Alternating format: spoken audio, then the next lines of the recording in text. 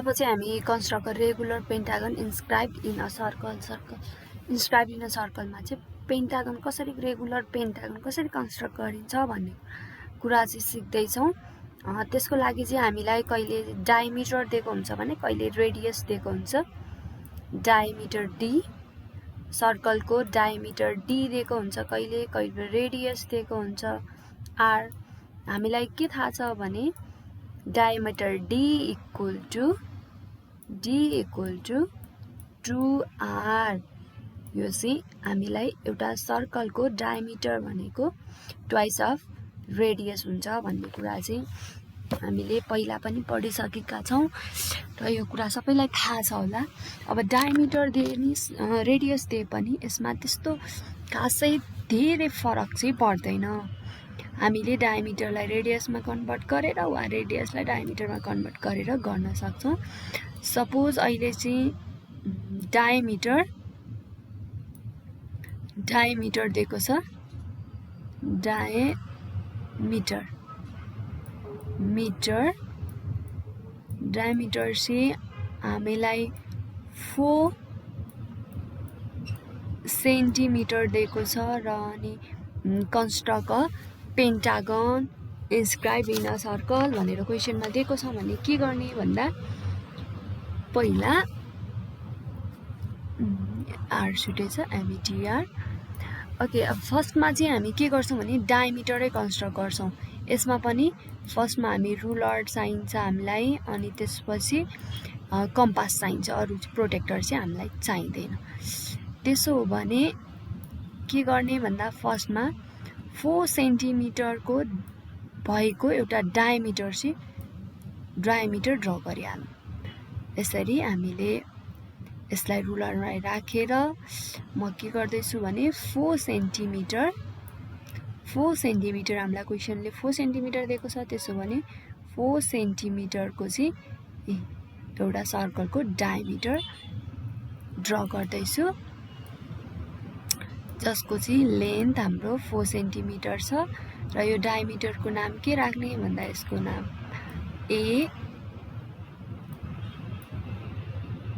An राख्दिएँ मैले। ल, यो नाम जे राख्दा पनि हुन्छ, नाम हामीलाई दिएको छैन क्वेसनले, आफैले नाम राख्ने हो, जे नाम राखे पनि हुन्छ।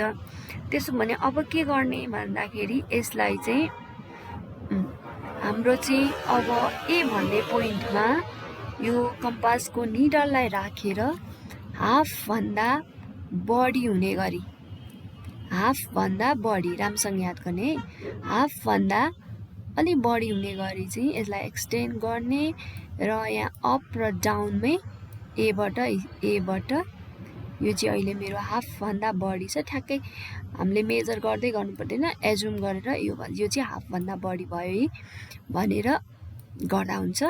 र यसपछि यसरी आर्क ड्र गर्ने, अप अनि त्यसपछि डाउन, दुवैतिर यसरी आर्क ड्र गरिदिने र फेरि एनबाट पनि के गर्ने भने आर्क ड्र गर्ने।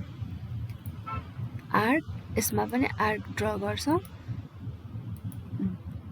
अप अनि त्यसपछि डाउन, अप र डाउन, यसरी आर्क ड्र गर्ने।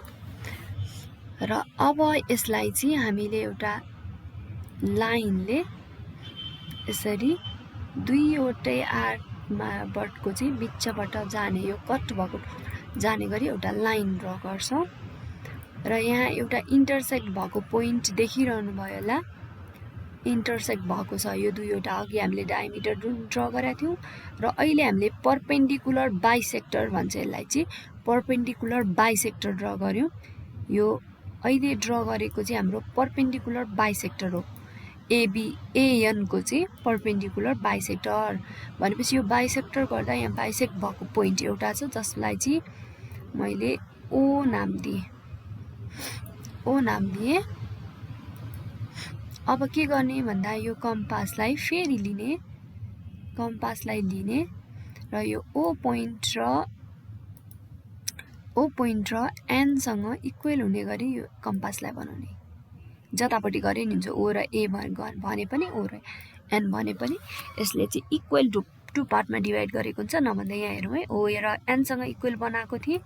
अब मैले यो कम्पासलाई सारेर ए र ओसँगलाई चाहिँ यसलाई चेकआउट गर्न खोज्दा पनि यिनीहरू चाहिँ के हुन्छ, इक्वल हुन्छ। यिनीहरू इक्वल हुन्छ। यता राखेँ नि, यता राखे पनि यो चाहिँ परपेन्डिकुलर बाइसेक्टरले यिनीहरूलाई इक्वल टु पार्टमा डिभाइड गरेको हुनाले यो इक्वल हुन्छ, जता राखे पनि हुन्छ। अब त्यसपछि के गर्ने भन्दा यही ओमै यो निडललाई राखिरहने र यहाँबाट सर्कल यसरी ड्र गर्ने, सर्कल ड्र गर्ने। यसरी चाहिँ हामीले सर्कल ड्र गर्ने।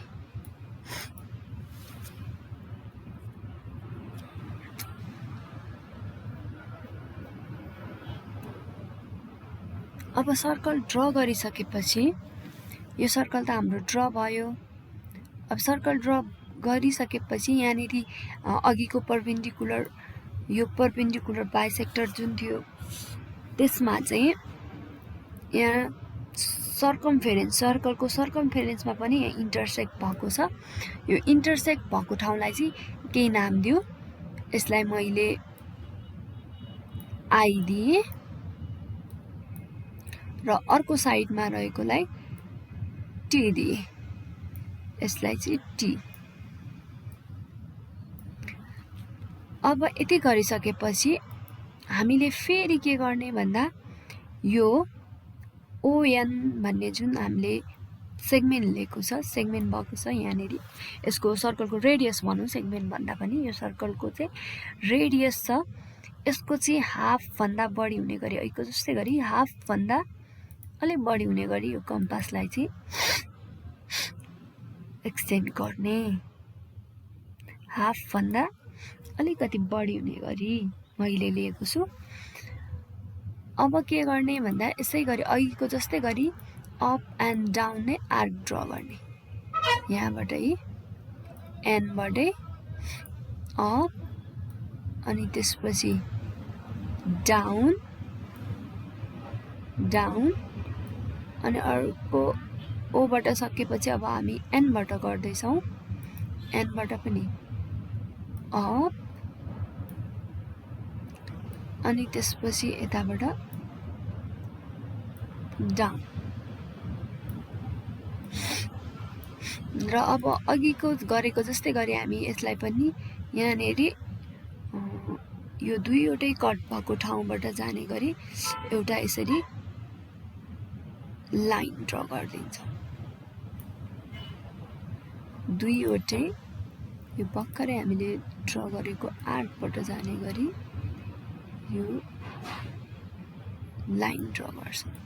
र यहाँ पनि इन्टरसेक्ट भएको पोइन्ट देखिसकेको छौँ। यहाँ यो रेडियस र अहिले भर्खर हामीले गरेको परपेन्डिकुलर बाइसेक्टर इन्टरसेक्ट भएको ठाउँ देखेका छौँ। यसलाई चाहिँ हामीले के नाम दिउँ, मैले एम दिएँ, एम। यति गरिसकेपछि अब हामीले फेरि कम्पासलाई लियौँ। कम्पासलाई लिएर यो एम भन्ने पोइन्टमा निडल राखेर यो कम्पासलाई चाहिँ आईसम्म पुर्याउने गरी यसरी ठुलो बनाऊ। एम पोइन्टमा राखेर आईसम्म। यहाँ अहिले मैले गरेको जस्तै गरी यो कम्पासलाई चाहिँ यति ठुलो बनाऊ।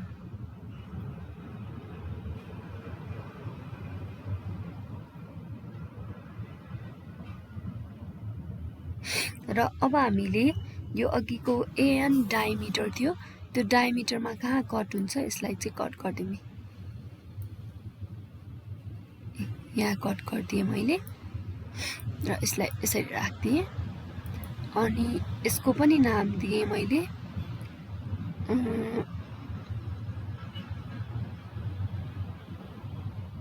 एल दिएँ। ल यसलाई एल भन्ने नाम दिएँ। अब यो कम्पासलाई चाहिँ फेरि एल भन्ने पोइन्टमा लगेर राखौँ र आईसँग इक्वल हुने बनाऊ। यसरी यहाँनिर हेर्नु, एलमा राखेर आईसँग सम्म चाहिँ इक्वल हुने यसरी बनाऊ।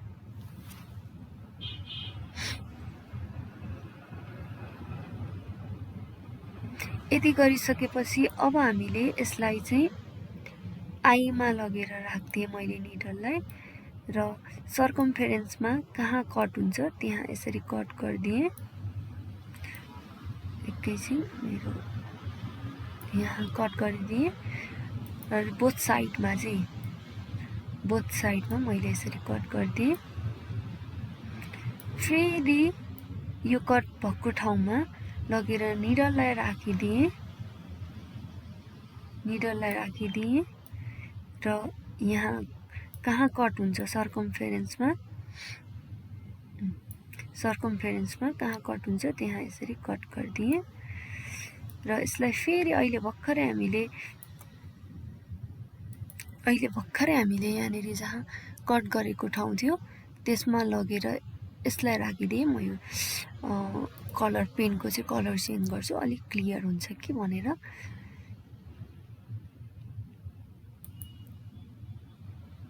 ओके, अब यसमा राखेर अब फेरि कहाँ कट हुन्छ त्यहाँ चाहिँ यसरी कट गरिदिने र हाम्रो चाहिँ सबै हामीले सर्कमफेरेन्समा कट गर्ने ठाउँ चाहिँ गरिसकेका छौँ। सबै कट गरिसकेका छौँ। अब चाहिँ हामी लाइन लिन्छौँ र यसलाई चाहिँ प्रत्येकलाई जोइन गर्दै जान्छौँ। फर्स्ट आईबाट हामीले कट गरेको एउटा यो भयो, यसलाई मैले जोइन गरिदिएँ। अनि अर्को भनेको हामीले अर्को कट गरेको भनेको आईबाट यता पनि कट गरेका थियौँ, यसलाई पनि जोइन गरिदिएँ। अनि त्यसपछि यहाँबाट कट गरेका थियौँ यो दुईवटा, यसलाई पनि जोइन गरिदिएँ। अनि हामीले यहाँबाट कट गरेका छौँ, यहाँबाट यसलाई पनि जोइन गरिदिएँ र बाँकी भएको यसलाई पनि जोइन गरिदिएँ। अब चाहिँ यसमा नाम पोइन्टहरूको हाम्रो सबै नाम लेखिसकेको छैन। यो चाहिँ बी, यो बी, अनि यो सी, यो डी र यो ई। यहाँनिर चाहिँ हाम्रो के भयो भने ई। हाम्रो